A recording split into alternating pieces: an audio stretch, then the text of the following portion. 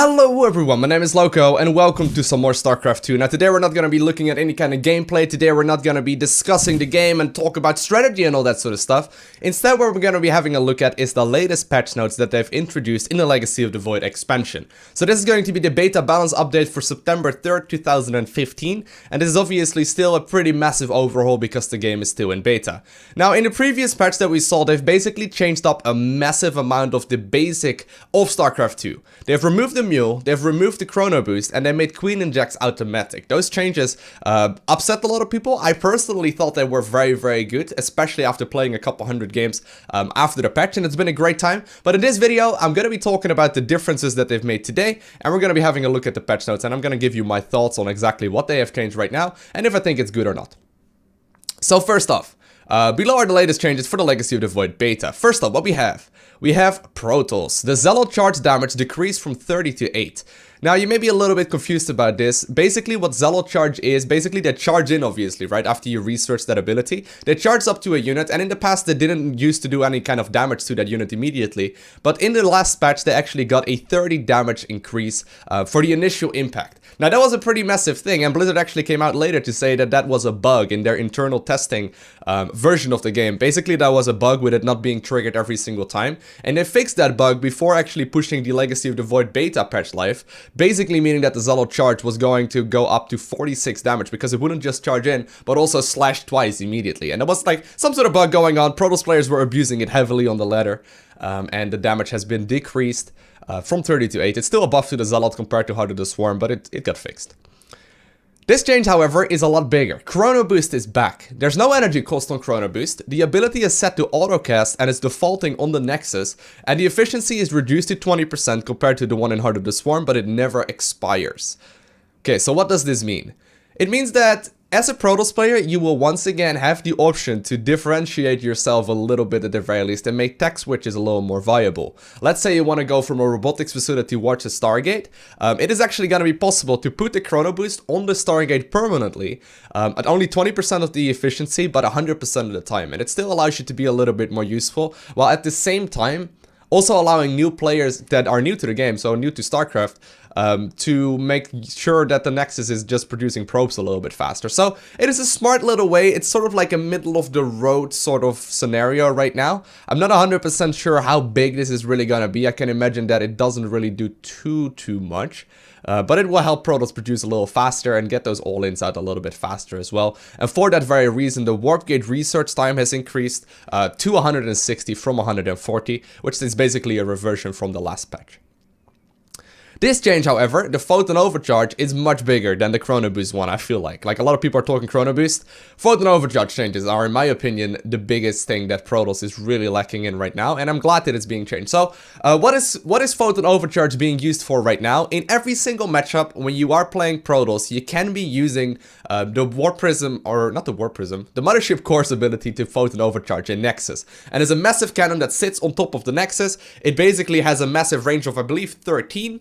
And you just sit there and, you know, it does damage for like 45 seconds. And once it runs out, you still die usually. But it's sort of like a massive band-aid that gets added to the Protoss arsenal of weapons. Where it's basically like, oh, wait, you're weak early game? Let's put, you know, this Photon Overcharge ability on the Mothership Core and therefore give you some sustainability early on. That's basically what it always felt like to me. And I never ever liked the design of the ability at all, because it's basically a band-aid, right? To a situation that has a core problem. They added a band-aid to fix it. And what they've changed right now is the Photon Overcharge can only be cast on pylons.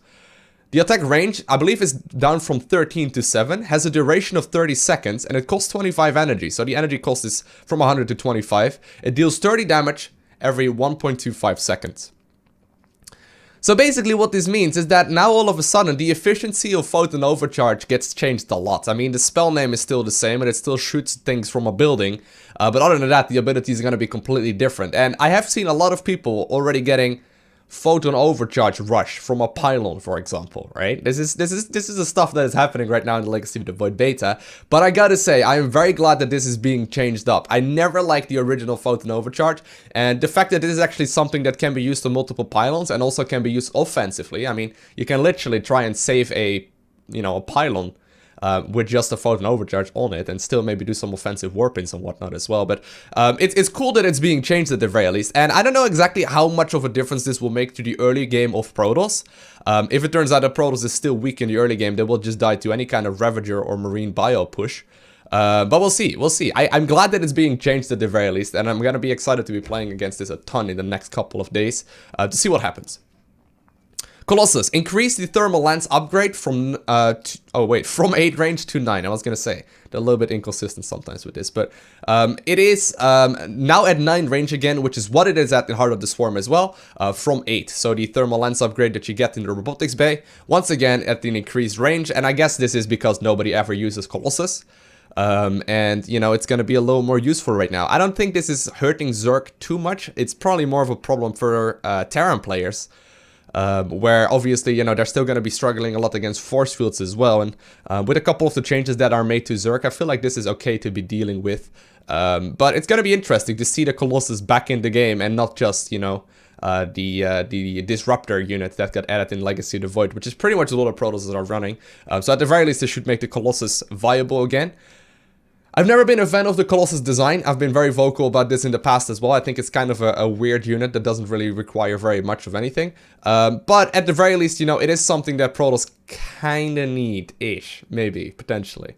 Alright, we have the Tempest. Tempest used to have an ability in Legacy of the Void called Disintegration. It was like a massive damage over time spell that you would apply to a unit, for example, a Brute Lord, and the Brute Lord would slowly die. Now, in my, like, hundreds of games of Legacy of the Void, I've seen the ability being used, like, once or twice.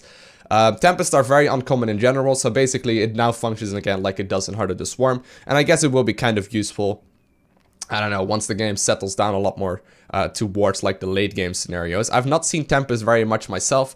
They're also not very common in the other matchups either, so, you know, I'm not completely sure what warrants these changes, but at the very least, you know, the Disintegration ability is gone. Next up, you have the Immortal. The Barrier ability is set to autocast by default and triggers when the Immortal is attacked. So what is the Barrier ability? The Barrier ability is an ability that gets added to the Immortal in Legacy of the Void, and it basically makes them a lot more tanky for a couple of seconds. It's an okay ability. It is pretty interesting. It makes them not quite immortal, but still a lot more tanky than they usually are. And you can actually remove this from autocast as well. So I think the idea behind this is, once again, for new players to make it a little bit more friendly to be using if you're not 100% sure what to do. I mean, you can, you know, just use the autocast and be fine. Whereas, like, an experienced player will likely want to turn off the autocast and activate it when, you know, it's a lot more useful. But I feel like this is okay. Pretty cool change, I suppose. Nothing too massive, though. Oracle, Revelation cast range increased from, or to 12 from 9. So right now you don't really need to suicide in your Oracle anymore to get the Revelation done, which basically grants you vision and all that sort of stuff. And the Carrier increased the cooldown for the Release Interceptor ability to 40 from 20. So this is an ability that basically allows the interceptors to be released immediately. And you can use it to harass a bunch as Protoss. I have not seen this be too useful. I just feel like the Carrier is very powerful in general, or maybe, you know, it's going to be interesting, especially with the new Chrono Boost being back, how annoying Carriers can really be. But this seems to be fair. Slight nerf to the Carrier, slight buff to the Oracle, buff to the Immortal, a little bit of a nerf, I suppose, to the Tempest, but it should all be good. Next up, we have the Terran units right here. So the Terran Orbital Command, you once again have the Mule. Right now, as it is in Legacy of the Void, nobody really makes an Orbital Command anymore before this patch. Unless you really want to be scanning around, like, pretty much the entirety of the game. It's not really that useful anymore to rush out that Orbital Command. But the Mule is back. The ability is set to autocast on nearby minerals, and there is no energy cost on this at all. You can also not actually turn off this autocast, as far as I'm aware. It now has a cooldown. The 30 range from the casting of the Orbital Command, and the harvest amount decreased from 40 or to 40 from 45. So what does this mean? It basically means that Protoss or Terran can once again go ahead and play Bio, which is absolutely impossible before this patch. They simply just didn't have enough minerals to really be supporting it. But on top of that, the Mule now automatically drops down, and it isn't anymore possible for a Terran player to, let's say, fly to an expansion somewhere, quickly drop down 20 mules, mine it out completely, and then leave, right? Which is something that we saw every now and then in Heart of the Swarm.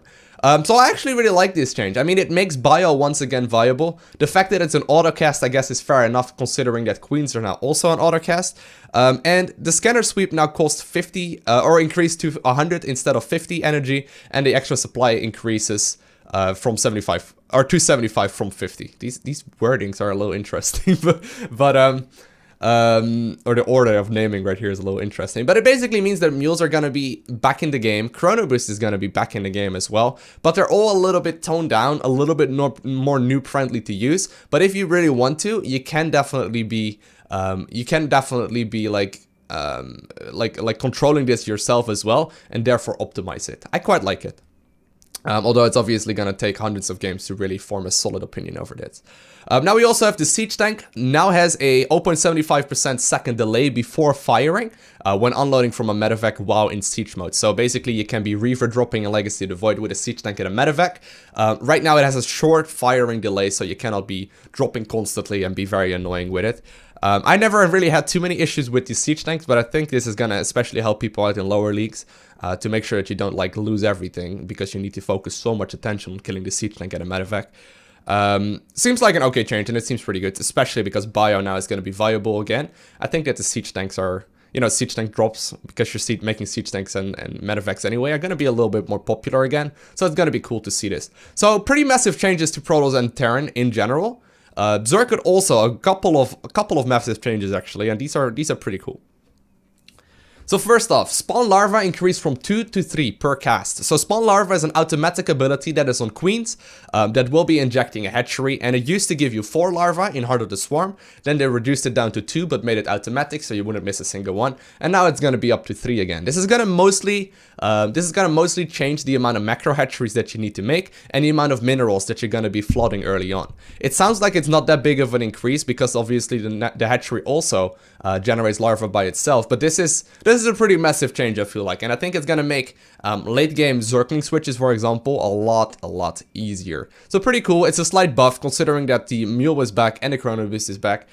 I guess this is to be expected.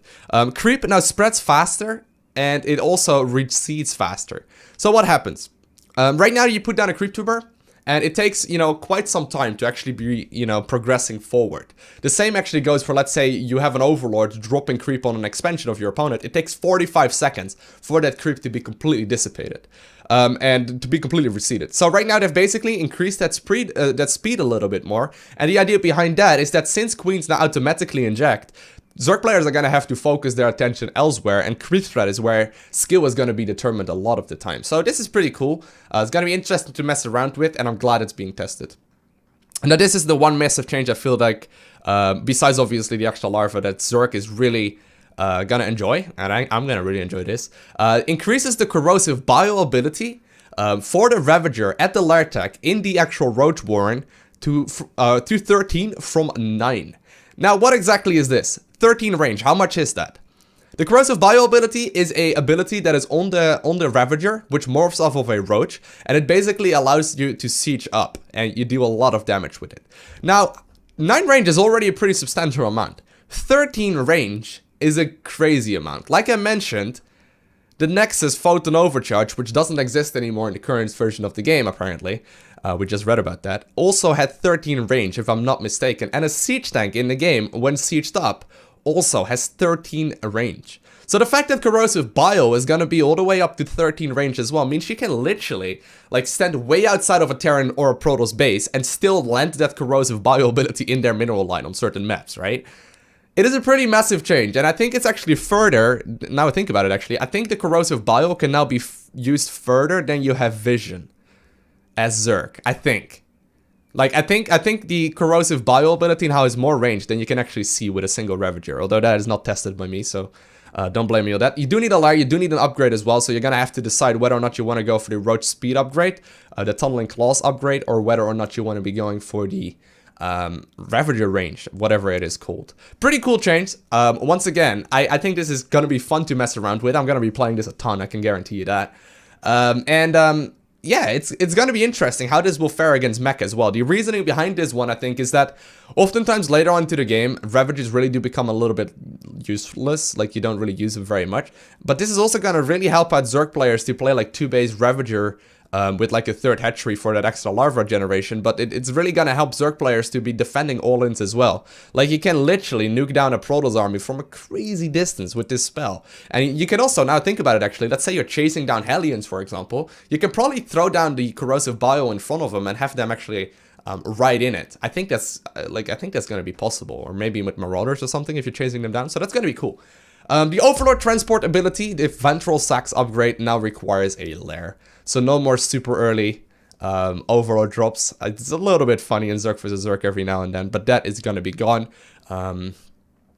Yeah, I guess that's fair-ish. I quite like the ability being at the hatchery tech, but I guess it can be abused a lot. All in all though, I'm definitely really liking these changes. Couple of massive things that are going to be great to test. Let me know what your thoughts are on these changes in the comment section right below the like button below. I'm especially curious what you guys think of the mule changes and the chrono boost changes.